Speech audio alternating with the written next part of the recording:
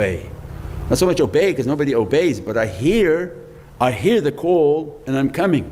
I'm trying my best to open the door and access to my soul, and I'm moving. Obedience very difficult to achieve. These are then the powers of the last days, these are the battles of the last days. Everything is battling for your ears and for your eyes. If it gets it, you're lost. So what was then the description of when the Dajjal's zuhur is completely out? He's on the earth now, he's hiding, he's building his program, and he's even advertising in Arabia of all the places he wants to visit. And Arabia is like, oh fantastic, come here, come there, come there. Everything for Prophet was forbidden. But for Dajjal, they have the carpets already sent and special airports for their arrivals. Where were we before that? The system already put in place. The Dajjal is moving. When his final zuhur comes out, what will happen and what will be his call? He will recite something and everyone will begin to hear it. So it means he's coming to grab people from what? Sound. Why sound? Devil comes knocking on the door. What was it? Guns N' Roses had something. Devil came knocking on my door. Well, what does that mean? Knocking on the door. He grabbed my soul. Because we're describing to you what the door is. He's not knocking on your house, he doesn't care for your house. But when the devil knocks on your door, it means he entered into your soul. Because this is the door, this is a window. So in the spiritual battle, the devil comes knocking on the door. So Dajjal will put out a sound, a frequency, and the entire earth will hear that frequency. And that's what it's meant that once he makes his zuhur, he will travel the earth like in one day, 7 days he will have moved across the entire earth. How? He's going to release frequencies. Now they're going to be blowing their horns like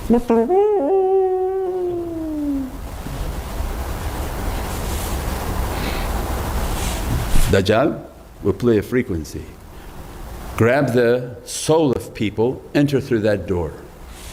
Mawlana Shaykh described that the protection against that is that awliya will block that sound and they'll hear Mawlana Shaykh's voice. 2, why? Because there must be awliya guarding your door.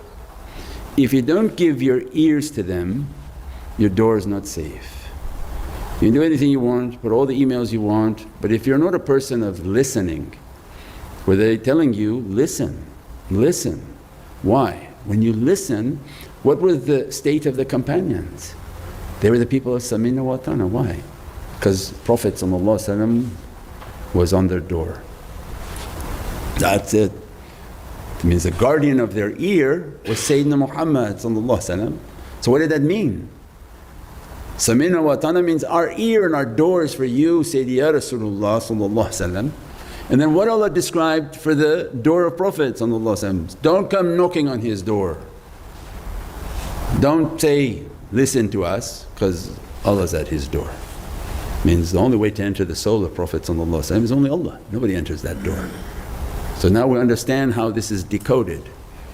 Prophet is the only one for atiullah, obey Allah, the only one whom can obey Allah, not a prophet from Bani Israel, not an angel in the heaven obeys Allah. They only obey Muhammadun Rasulullah because they're not from Ati Rasul. Atiullah is only Sayyidina Muhammad. So now his door is only Allah at that door.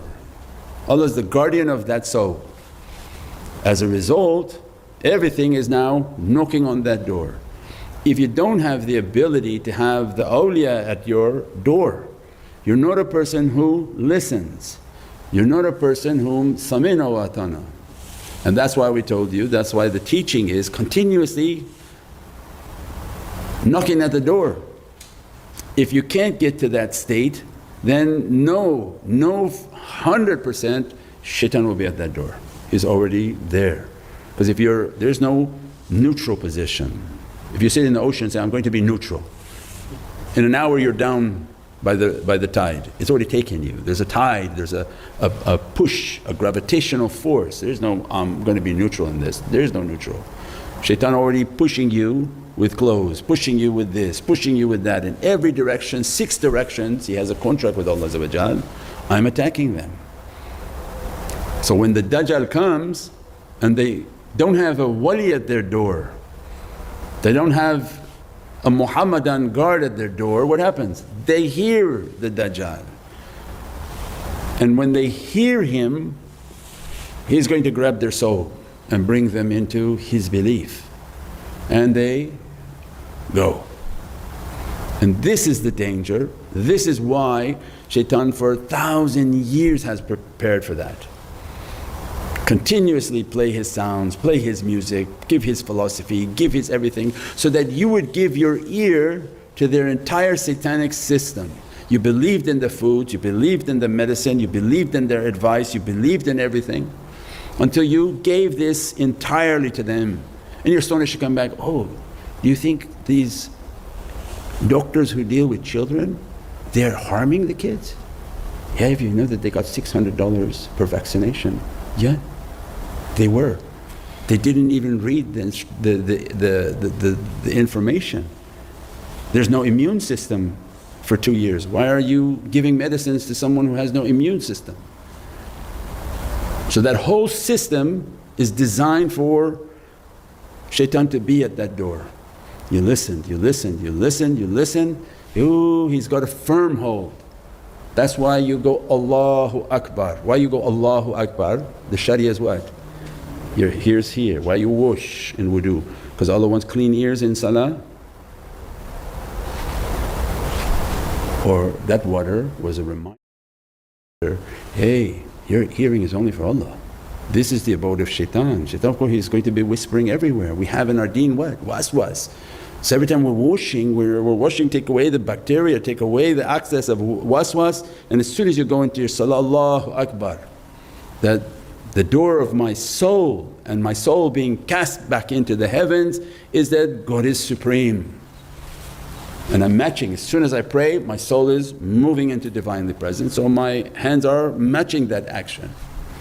Everything has an immense reality. We pray that Allah give us an understanding and that